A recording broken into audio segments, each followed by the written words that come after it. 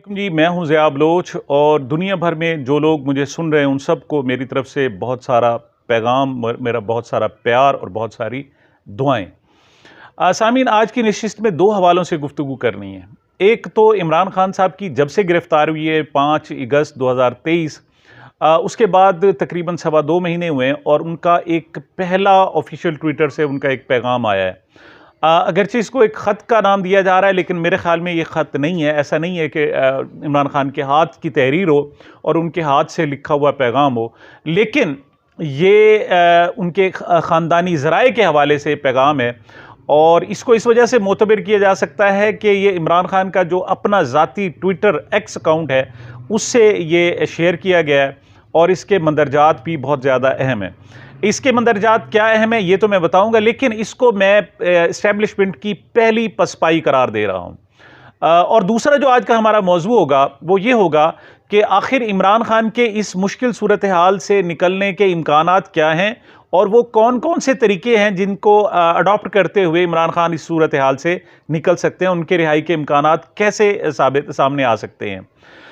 सबसे पहले इसी पैगाम की बात करें। ये इस पैगाम को मैंने इमरान खान का एक तरफ तो पहला पैगाम करार दिया है कि जब से वो गिरफ्तार हुए हैं उनको उनका पहला पैगाम सामने आया है, लेकिन दूसरी तरफ मैंने इसे इस्टेब्लिशमेंट की पहली पसपाई भी करार दिया है। पसपाई क्यों करार दिया कि जब से इमरान खान गिरफ्तार हुए सवा 2 महीने में इमरान खान की कोई पब्लिक अपीयरेंस नहीं हुई। इस्टेब्लिशमेंट ने पूरी कोशिश की कि इमरान खान की किसी लफ्ज़ को, किसी आवाज़ को, किसी तस्वीर को पब्लिक से दूर रखा जाए, क्योंकि उनको अंदाज़ा है, उनके थिंक टैंक्स बता रहे हैं कि इमरान खान की कोई भी छोटी सी छोटी अपीयरेंस जो है वो एस्टेब्लिशमेंट के लिए बहुत मुश्किलात पैदा कर सकती है और पब्लिक में बहुत ज़्यादा पैनिक क्रिएट हो सकता है। और इन लोगों को जिनको बड़ी मुश्किल से उन्होंने कंट्रोल किया है, नथ डाली है, उनको जनाब जिसे बिल्कुल बेकाबू कर लिया है और काबू में कर लिया है और उनको बेबस कर दिया है, तो ये शायद उनके लिए मुश्किलात पैदा हो सकते हैं। इसके लिए उन्होंने क्या किया कि जब से इमरान खान गिरफ्तार हुए हैं उनकी कोई अदालती पेशी भी नहीं होने दी गई। शुरू में तो उनकी कोई मुलाकातें नहीं होने दी गई और जब बहुत ज़्यादा शोर डाला, अदालतों में गए, पूरी दुनिया में जनाब इसके हवाले से शोर डाला गया, तो उनके अहल खाना और वकला से लिमिटेड मुलाकातें कराई गईं और उनकी अदालती तो अभी तक एक भी अपीयरेंस नहीं हुई, बल्कि उनकी जो अदालती कार्रवाई भी चल रही, उन पर मुकदमात भी चल रहे हैं, तो वो जेल के अंदर चल रहे हैं। तो लेकिन इसके बावजूद कि उनकी कोई पब्लिक अपीयरेंस नहीं है, जिससे डरा जा रहा था वो ही हुआ और आज कम से कम पहला एक पैगाम इमरान खान साहब का कौम के नाम सामने आ गया है। अब सवाल ये पैदा होता है कि क्या इसको रोका जा सकेगा, क्या, क्योंकि एस्टेब्लिशमेंट कभी नहीं चाहेगी, क्या अब एस्टेब्लिशमेंट के लिए मुमकिन है कि फिर उन मुलाकातों पर पाबंदी लगा दे, फिर वकला पर पाबंदी लगा दे और ताकि इस किस्म का कोई और पैगाम ना आ सके? क्योंकि मुझे नहीं लगता कि ये रुक सके, ये मसला और बढ़ेगा। उसकी वजह यह है कि एक मुकदमात चलाने, ऐसा नहीं है कि इमरान खान को सिर्फ बंद रखना है, बल्कि इमरान खान को सजा देनी है और सजा देने के लिए अदालती तरीक़ाकार इख्तियार किया जाना है। और अदालती तरीका इख्तियार के लिए ज़रूरी है कि झूठी मूठी का सही, कोई बिल्कुल लूला लंगड़ा लागिर किस्म का सही, कोई ना कोई अदालती निज़ाम लाजमी अडॉप्ट किया जाएगा। उसके लिए बेशक जनाब फेक जजेस हों, फेक अदालतें हों, फेक निज़ाम हो, फेक सिस्टम हो, लेकिन इमरान खान को एक सज़ा देने के लिए जो कि वो उसे मिल रही है उसका अलामती इजहार के लिए एक इस सिस्टम का, जुडिशल सिस्टम का सहारा लेना पड़ा है। तो जो अब जुडिशल सिस्टम का सहारा लेना पड़ेगा तो साफ ज़ाहिर है फिर वकला से भी मुलाकात होगी और उनके अहल खाना से भी मुलाकात होगी। ये इब्तदा है मेरे ख्याल में। ये जो एस्टेब्लिशमेंट की पसपाई है ये इंशाअल्लाह मज़ीद बढ़ेगी और इमरान खान साहब की मज़ीद फतूहात सामने आएंगी। अब इस पैगाम में कहा क्या गया है? इस पैगाम में कोई नई बात नहीं है, लेकिन जो बात है वो भी बहुत अहम है। इमरान खान साहब ने इसमें समराइज अगर करके मैं आपको बताऊं तो इमरान खान का कहना यह है कि जब मुझे पहले गिरफ्तार किया गया, अटक जेल में डाला गया, तो मेरे जो इब्तदाई दिन थे वो बहुत मुश्किल थे, क्यों मैं इस लाइफ का आदी नहीं था और मैंने बहुत मुश्किल कि मुझे एक जनाब सेल, छोटे से सेल में डाल दिया। वहाँ कीड़े मकोड़े होते थे जो सारी रात मेरे ऊपर जनाब चढ़ जाते थे, मुझे काटते रहते थे। लेकिन वो कहते हैं कि अब मैं इस माहौल को अडॉप्ट कर चुका हूँ और इसमें फिट आ चुका हूँ। अब मैंने बर्दाश्त करना सीख लिया है और वो कहते हैं जी अब मेरे लिए वो मुश्किल नहीं रही, बल्कि वो यहां तक कहते हैं कि इमरान खान जो 5 अगस्त को गिरफ्तार हुआ था और आज के इमरान खान में बहुत ज़मीन और आसमान का फ़र्क है। इसके हवाले से वो कहते हैं ऐसा क्यों हुआ। वो कहते हैं इमरान खान, आज का जो इमरान खान है वो ज़हनी तौर पर, जिस्मानी तौर पर, साथ रूहानी तौर पर भी कहते हैं कि वो बहुत मजबूत है। उसकी वजह वजह वजह क्या करार देते हैं। वो कहते हैं जनाब कि उसकी वजह यह है कि मुझे वहाँ अकेले में सोचने का मौका मिला, मैंने कुरान पाक से सबक हासिल किया, वहाँ से कुव्वत हासिल की, और मुझे बहुत सारी किताबें भी पढ़ने का मौका मिला। मुझे ज़िंदगी भर में कोई ऐसा मौका नहीं मिला था कि जब मेरा मुराकबा होता मैं अलहदा बैठ जाता और मैं ये सारी सूरत हाल असर नौ उस पर गौर करता, तो ये मुझे मौका मिला है। वो कहते हैं मैंने कुरान से ताकत हासिल की है, और इसमें ज़हनी और जिस्मानी सूरत हाल की तो बात कर सकते हैं आप रूहानी सूरत हाल और रूहानी मजबूती की बात क्यों करेंगे। मेरे ख्याल में इमरान खान जिस महाज पर काम कर रहा है और जिस अंदाज में काम कर रहा है, जिस हद तक उसका प्रेशर है, वो सिर्फ जिस्मानी और ज़हनी ताकत होना ज़रूरी नहीं है, बल्कि इस सारी सूरत हाल से निपटने के लिए उसका रूहानी तौर पर भी मजबूत होना बहुत ज़रूरी है। मैं पहले भी एक मिसाल दिया करता हूं कि हम किसी एक SHO से नहीं निपट सकते। वो शख्स एक ही वक्त में इस पूरे सिस्टम से लड़ रहा है, तमाम सियासी जमातों से लड़ रहा है, इस्टेब्लिशमेंट से लड़ रहा है, एक ही वक्त में अमेरिका से लड़ रहा है, इस आलमी निज़ाम से लड़ रहा है, तो वो कोई आसान नहीं है। एक इंसान की आखिर एक ताकत होती है, लेकिन ऐसे में जो उसे बहुत ज़्यादा ताकतवर बनाती है वो उसका जिस्मानी और ज़हनी तौर पर ताकतवर होना भी है, लेकिन रूहानी ताकत जो है उसे लड़ने के काबिल बनाती है, और इसके में ला इलाहा इल्लल्लाह का जो तसव्वुर है वो साफ ज़ाहिर है उसे ज़्यादा मजबूत किए दे रहा है। तो ये उसका पैगाम था। उसका कहना यह था कि मैं कभी भी हार नहीं मानूंगा, मैं कभी भी बाहर नहीं जाऊंगा, और उनका थीम यह था कि जब भी इलेक्शन हुए लोग बड़ी तादाद में बाहर निकलेंगे और PTI के हक में वोट देंगे, और ये जो वोट होगा ये फैसला कौन होगा।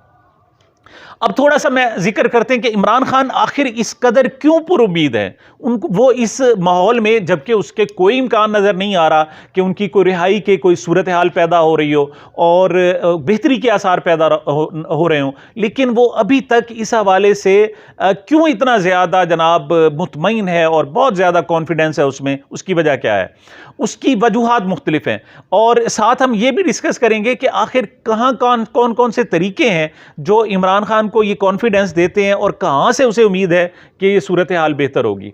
सबसे पहले तो मैं कहूं कि ये जो अदालती निज़ाम है, इस निज़ाम से इमरान खान का बाहर आना और इस निज़ाम के ज़रिए जीतना मुझे बहुत मुश्किल, तकरीबन नामुमकिन नज़र आ रहा है। क्यों? ये इंतहाई कंप्रोमाइज़ किस्म का निज़ाम है, बदबूदार और गलीज़ किस्म का निज़ाम है, जिसमें कोई जुडिशल सिस्टम नहीं है, बल्कि जिसकी लाठी उसकी भैंस है। और अभी तक इमरान खान ने जो भी तरीक़ाकार इख्तियार किया है उसके कोई बहुत ज़्यादा ज़बरदस्त किस्म के असरात सामने नहीं आए हैं, बल्कि एक मुकदमा होता है, इसमें एक को अगर जीतता भी है तो दूसरा मुकदमा तैयार हो जाता है, दूसरे के बाद तीसरा, तीसरे के बाद चौथा, एक मुकदमा 2-2, 3-3 महीने ले जाता है, और उस पर 186 मुकदमात हैं, और 186 मुकदमात को 186 साल साफ ज़ाहिर चाहिए, और जो इंसानी ज़िंदगी है नहीं, तो लिहाजा इसमें तो बहुत मुश्किल है। हाँ, अलबत्ता कुछ तब्दीलियाँ हो जाएं, जो वो उनके बदतरीन जो मुखालिफिन हैं, जो इस सिस्टम को उसके ख़िलाफ़ किए हुए हैं और जो इस सिस्टम को बेतौकीर किए हुए हैं, वो ना रहें तो एक अलहदा बात है। वो एक डिवाइन किस्म की जनाब उन्हें एक मदद आ जाए,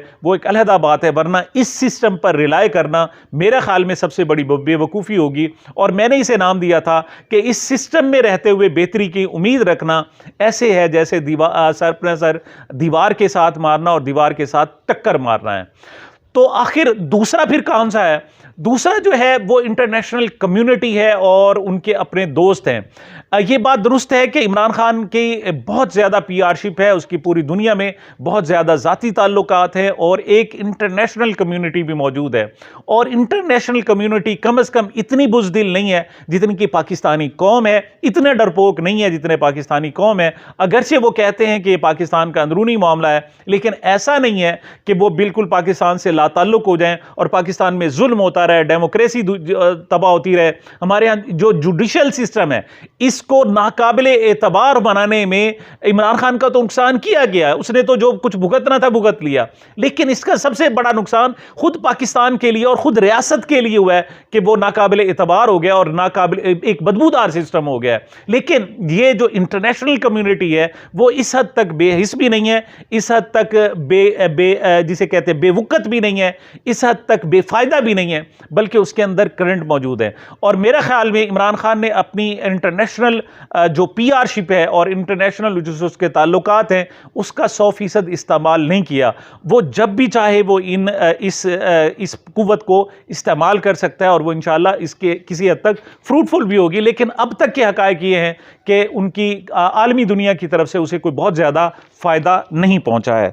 अच्छा जी, तीसरा जनाब ये सोचना कि इस निज़ाम में इमरान खान को कुछ नहीं होगा और उसे जनाब इंटरनेशनल चूंकि सपोर्ट हासिल है। अच्छा, दूसरी जो इसमें तीसरी जो बात है वो है पाकिस्तानी कम्युनिटी।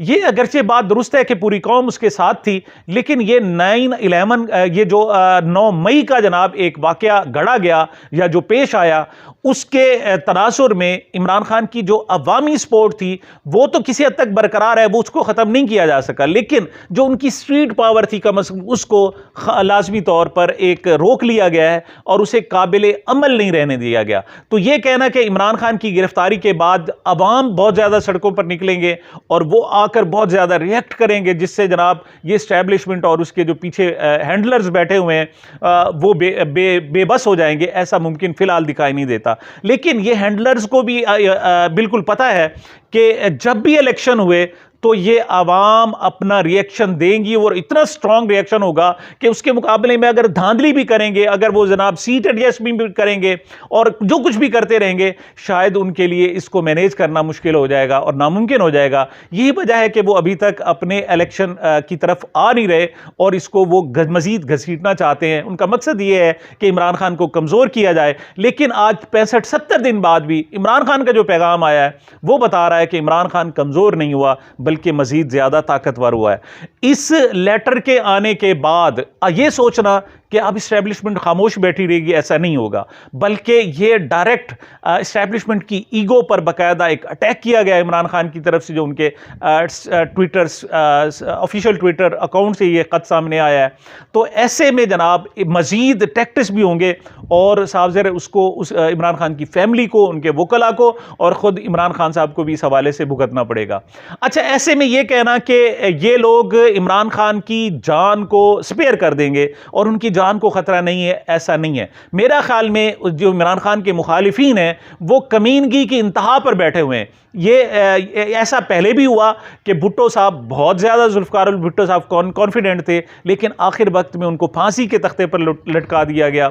लिहाजा ये ऐन मुमकिन है कि वो लोग अब जब बहुत ज़्यादा जनाब डेस्परेट हों और बहुत ज़्यादा जनाब वो रिएक्ट करें, तो हो सकता है कि कानूनी तौर पर या गैर कानूनी तौर पर, यानी जुडिशल सिस्टम के ज़रिए या जुडिशल सिस्टम के बगैर भी इमरान खान की जान लेने की कोशिश की जा सकती है। तो इमरान खान के लिए इस वक्त जो सबसे बड़ा मसला है उसके लिए है कि उनकी कम से कम जो ज़िंदगी है उसको सिक्योर किया जाए। लेकिन हकीकत यह है कि रिस्क लेने पड़ते हैं और जब ख़ास तौर पर आप इस पोजीशन में बैठे होते हैं तो आपके लिए ज़रूरी होता है कि आप इतने बड़े बड़े रिस्क लें। और इमरान खान अपनी जान पर खेलकर अब वो एक फाइनल आखिरी इम्तिहान की तरफ और आखिरी एक मार्के की तरफ जा रहा है।